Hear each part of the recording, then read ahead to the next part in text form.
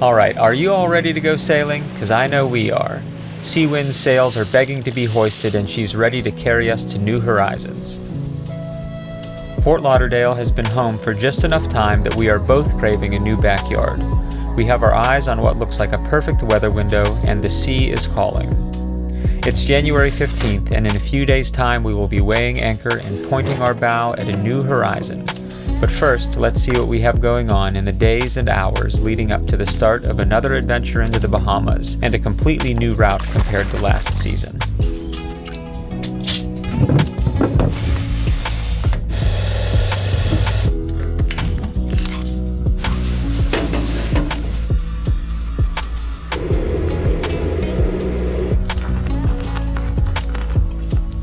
Okay, so while that's brewing, let's talk bowsprit.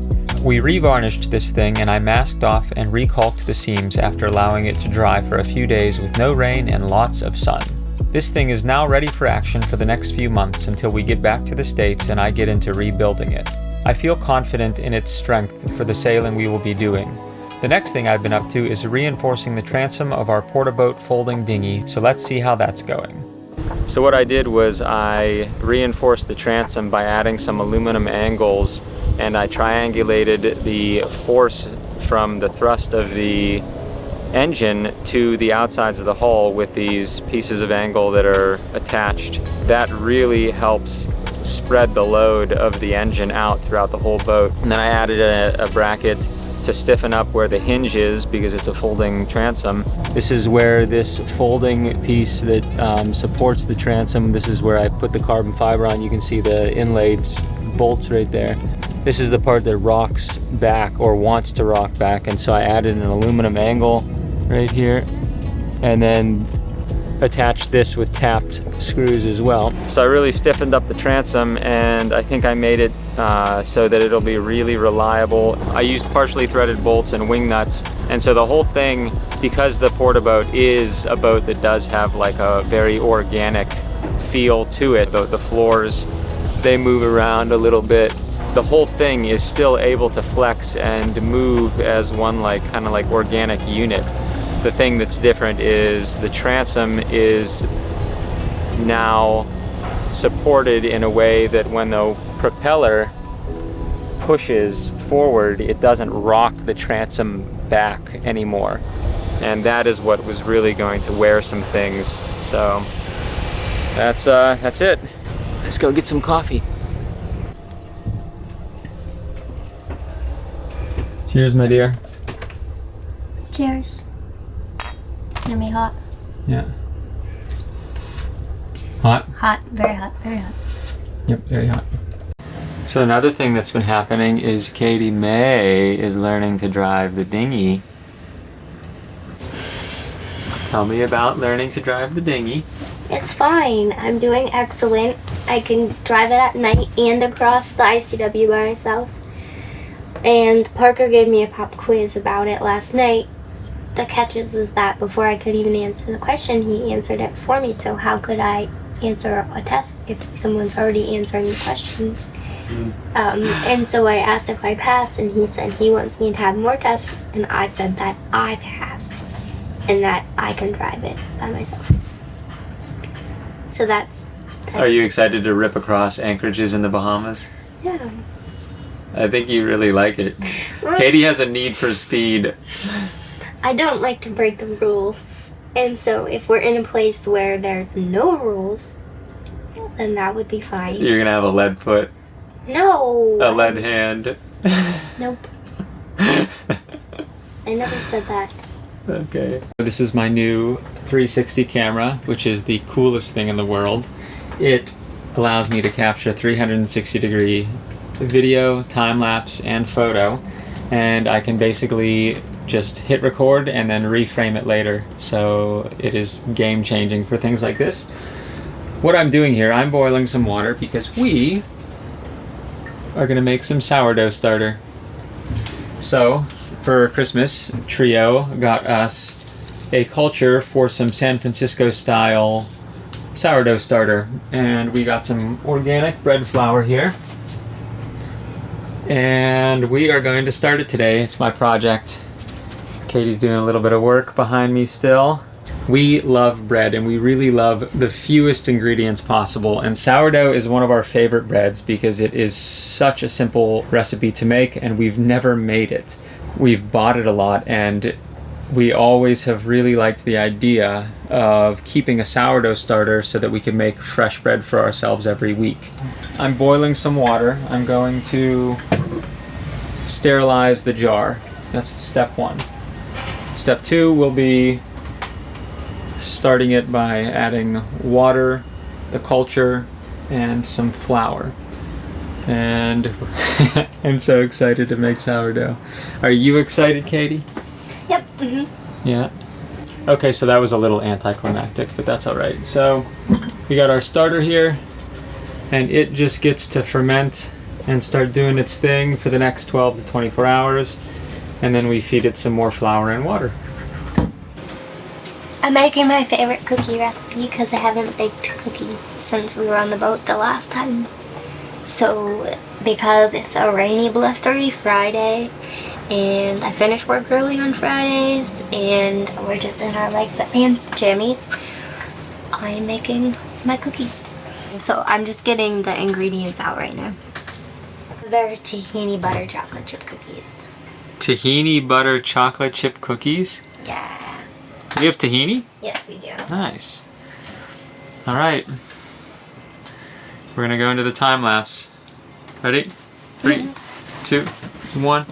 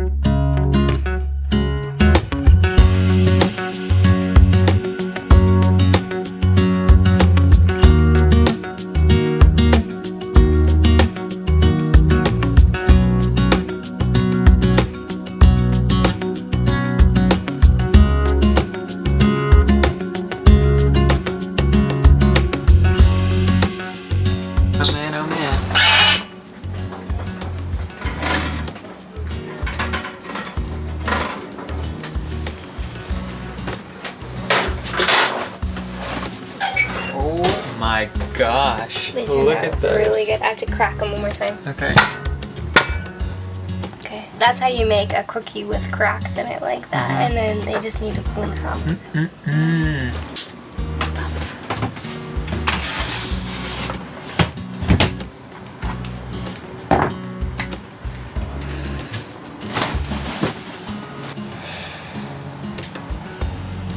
Oh my, oh my, oh my. Yum, yum, yum, yum, yum. I know how to make a cookie. Alright, are we gonna have one? Of course. Hey, pick your poison there. I want the chocolatey. I'll take this guy right here. Oh man. Cheers. Cheers.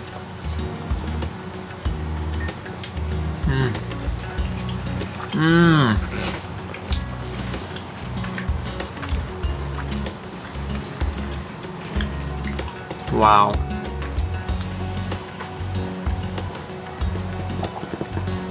Look at that.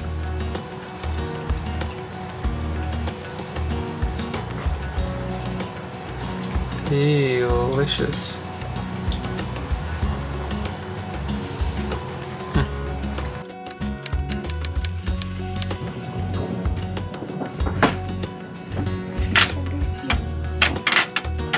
Morning.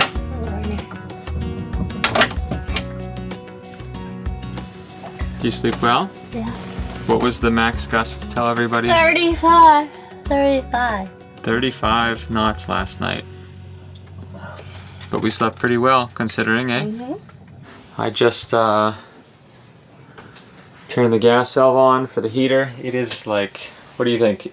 45 degrees or so, 50 degrees. Yeah, it's like 45. It's very chilly. It's supposed to go down almost into the 30s overnight tonight. It's 47 right now. 47 right now, wow.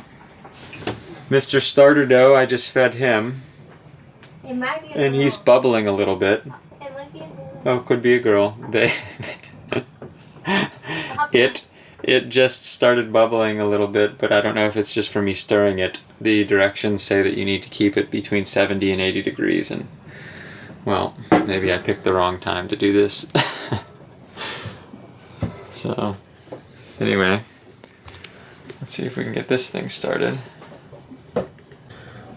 Burn, little fire, burn.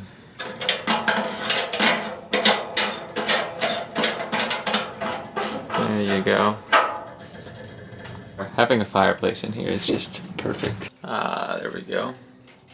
That's the stuff. Hi, Bum. Hi. Morning. Good morning. I'm just waiting for my coffee so I can do yoga. My Saturday morning yoga is always the best feeling. Especially now we have fire and coffee. We did order an espresso press to an Amazon locker. Oh, yeah. So, there's that. So I hope this thing works. It should. I don't see why I wouldn't.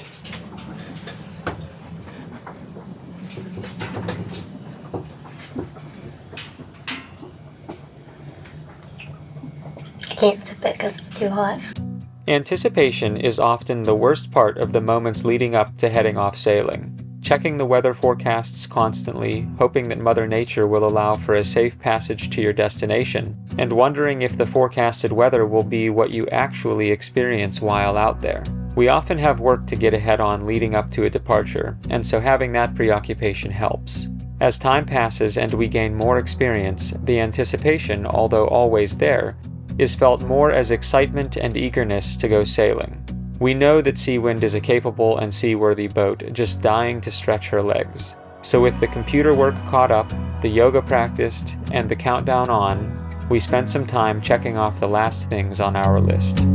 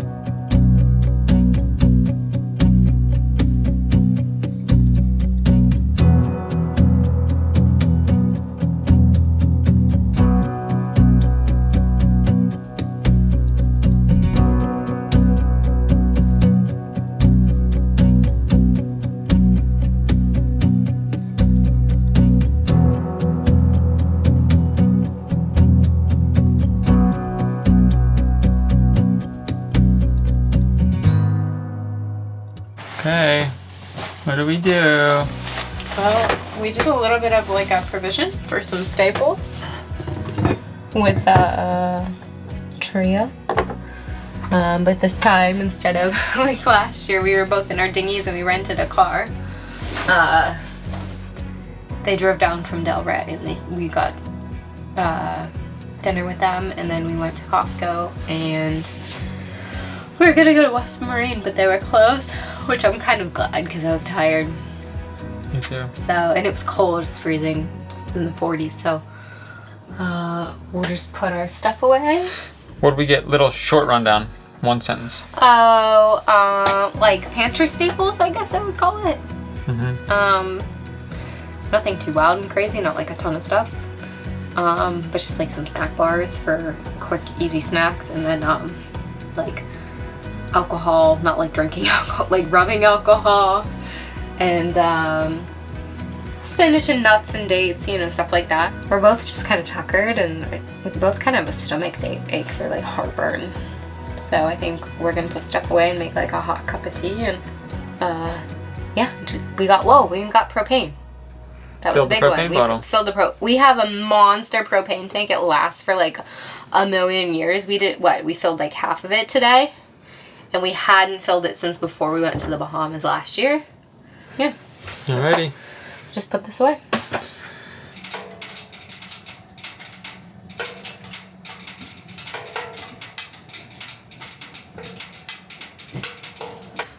Hey, Parker. Hey. We have a lazy morning coffee. It's not lazy. We're working our buns off. Yeah, we have a morning with coffee and working our buns off kind of day. In the works. In a fun way. Yeah, in a fun way. Cleaning is fun. Yeah, we have kind of been meaning to do this for a while. We started talking about it in Delray. Well, I did it in Delray, so. Oh yeah, you did do it in Delray, didn't you? Yeah. And This is just what we do every couple weeks, right? yeah, every few weeks we kind of disassemble everything and dust and clean all the windows and wipe down all the walls and the ceilings. So I'm just finishing up the V-berth here. We're gonna put the cushions back. Put new sheets on. Put new sheets on. Wash a bunch of laundry Yeah, today. we're gonna go do the laundry. There's a laundry mat that is within like a couple of blocks. Yeah, we haven't done laundry in a long time. Yeah. 2 weeks. Over 2 weeks now. Almost 3, huh? No, just over 2 weeks. Yeah. Lazy Sunday. It's Sunday? Mm-hmm. Yeah, lazy Sunday. Music, Music, coffee, coffee, cookies, cookies, cleaning. cleaning. Coffee, cookies, and cleaning. Yeah. What did we just do? We booked our slip. We did. We got a call back. Very, very nice people. A woman dockmaster, which is really cool. I don't think I've ever come across a woman dockmaster. That's awesome. That's really awesome. She called me Peter Parker, which is Fitting. fitting. And so, yeah, we are excited. We have reserved it from Friday to Friday because, of course, it always happens like this. Katie next week has a strategy week at work, which is like one of the most intense weeks. It's only once a quarter, and It's not really like intense. It's just a lot of it's like meetings. A lot of there's a 6-hour meeting and just like a lot of other meetings. So I have to like have good connection and I have to be online like pretty consistently for the week. Yeah. And so we've reserved it for a week there, so we'll really be able to explore the Freeport and stuff. That'll be really cool, staying there for a while. And they have swimming pools. And I'll show you guys a little bit more about like the actual weather window and the conditions that we're going to be expecting later.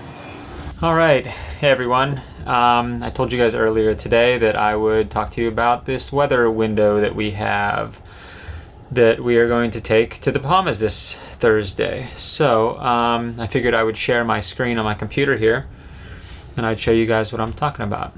For roughly the next 7 minutes, I will be talking about weather and the programs we use to get our forecasts. If you aren't keen on listening to it, you can skip ahead to the 26-minute mark. Okay, all right, we are recording, so you guys should be able to see my screen now. So this is Predict Wind. This is what we use in tandem with another website called Windy to look at our weather forecasts for everything we do on the boat. So this is a split screen here, and down here you can see that this is like the days of the week. And there's 2 different models. On the right side we have a GFS model and the ECMWF on the left. So the ECMWF is a very accurate model provided by the European Center for Medium Range Weather Forecasts. It's the clear winner compared to other forecast models. Since the model is commercial, only a few companies in the world offer it. Both of the programs that we use offer it. If you go to the GFS model, the GFS model is a basic free model provided by NOAA, the National Oceanic and Atmospheric Administration, with not so good resolution. Compared to other models, the GFS can fail in mountainous areas and with forecasting clouds and precipitation. Since the model is free, a majority of the weather applications use GFS. To explain a bit more about their differences per windy.app's website, you have to define the term hydrostatics. ECMWF and GFS use different equations to predict weather phenomena in the atmosphere. This brings us to hydrostatics, a branch of continuum physics that studies fluid equilibrium or the theory of fixed fluid behavior. It also refers to topography. ECMWF is a non-hydrostatic weather model. This means that it uses altitude in the forecast and more accurately takes into account the influence of the terrain on the weather. ECMWF is the only global non-hydrostatic model used in the world for general weather forecasting. The GFS is a hydrostatic model. Instead of altitude, it uses atmospheric pressure, barometric pressure, which, as we know, changes with altitude.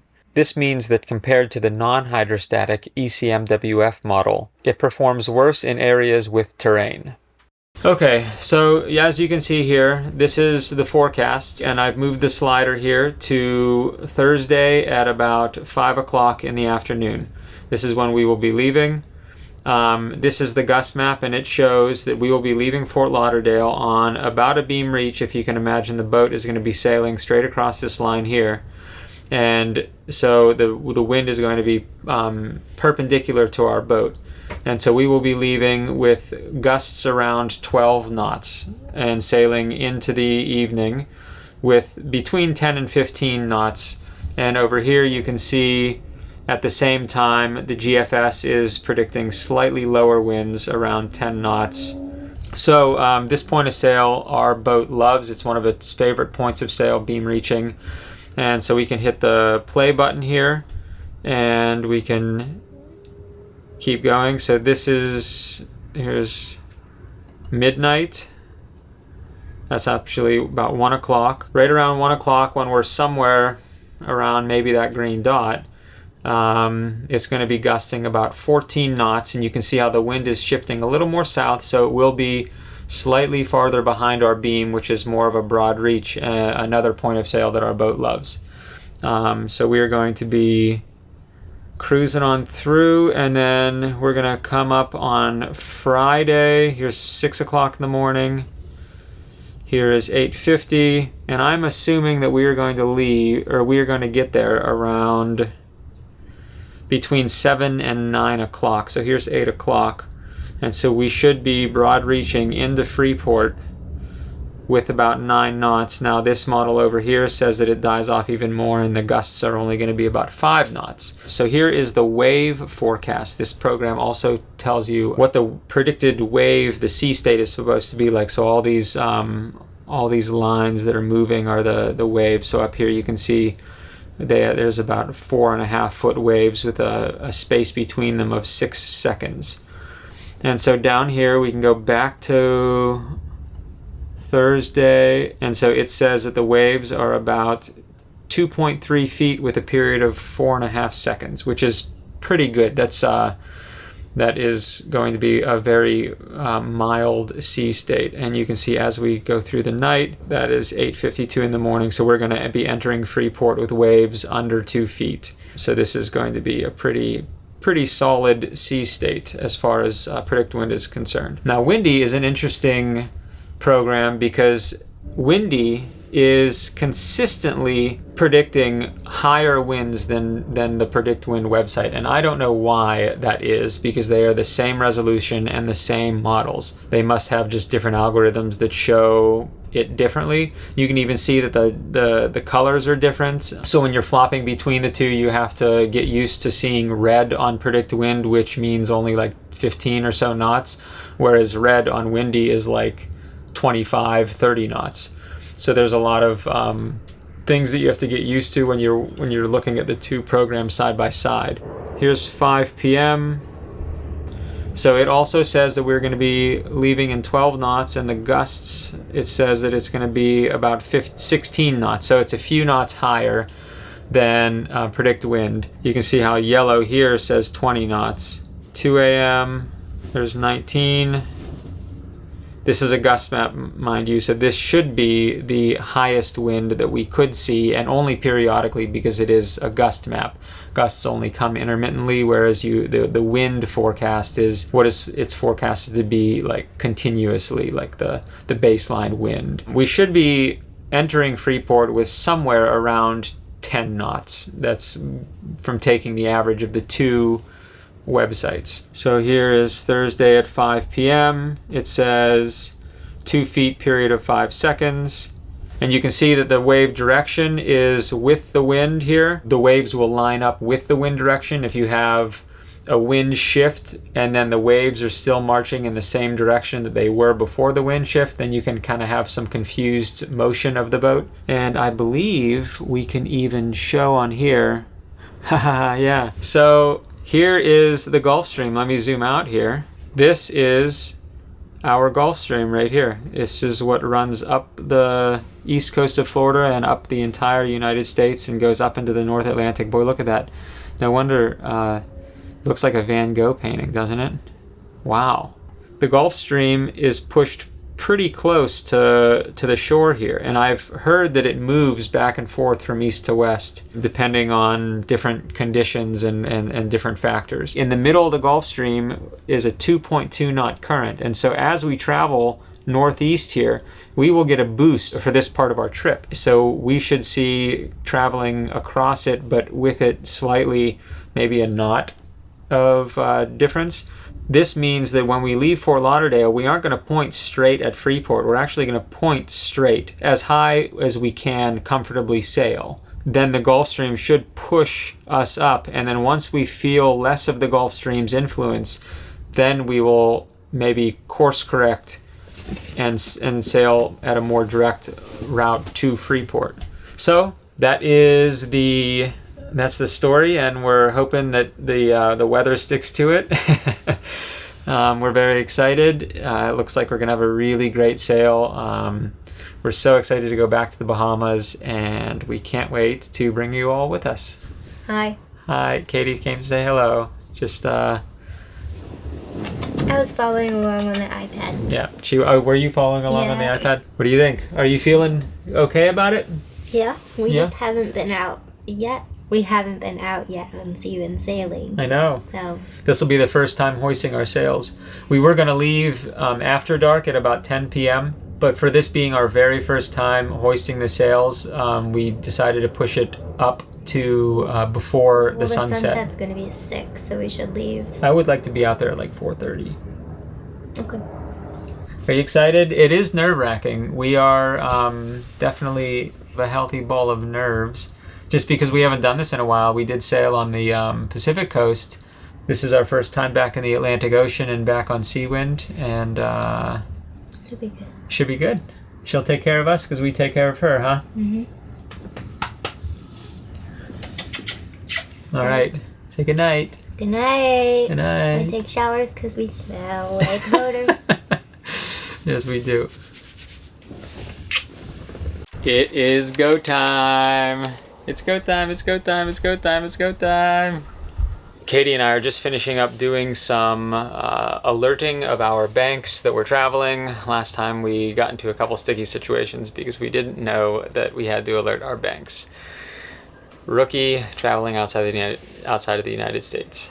Katie has traveled outside of the United States, but it was just a dumb mistake. So anyway, we are just about a half an hour from getting off anchor, heading to the fuel dock, getting some dinghy fuel, filling up our water tank, and we are out of here. We're heading to the ocean. On a really cool note though, our sourdough baby is pretty much ready to make a loaf of bread, so I think tomorrow in Freeport I'm gonna bake us a loaf.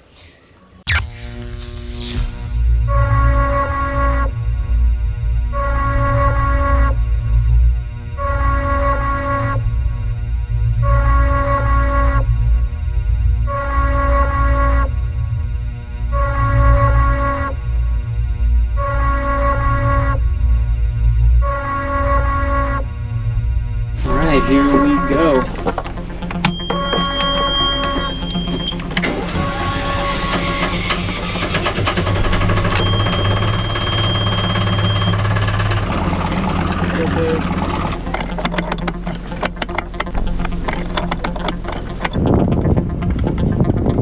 So much mud on it.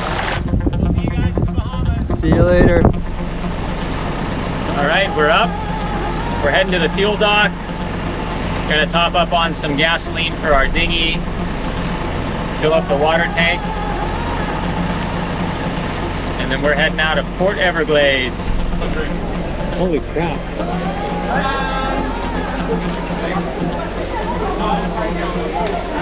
Are they little tuna?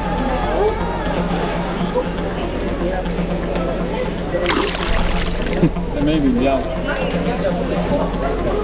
If anybody knows, let us know in the comments. I don't know. I have no idea. I asked them and they said they don't know.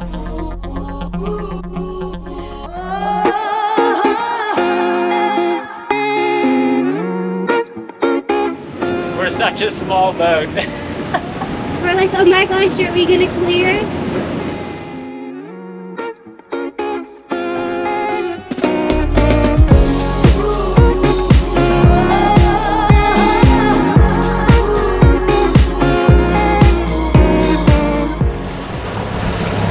We're going! Yeah!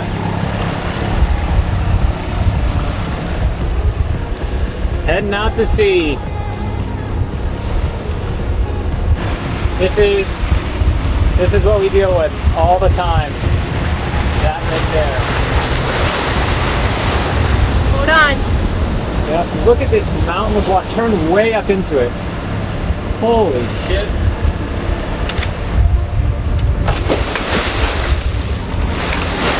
And by we mean the collective we of all small sailboats. Yeah.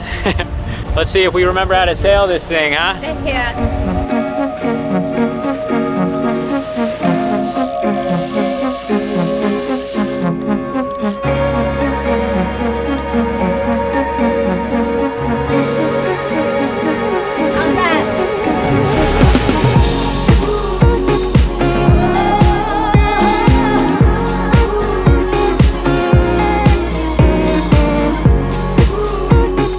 I've been seeing between 10 and 13 knots of wind, like 11 true though, and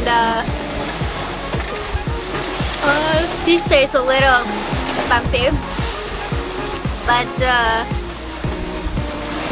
that's Kind of sailing upwind for the moment. yeah. So we're kind of beating into it. Full sails. Yeah, full sails. Looks like we're gaining on that thing up there. Yeah, and by that thing you mean another sailboat. Way out there.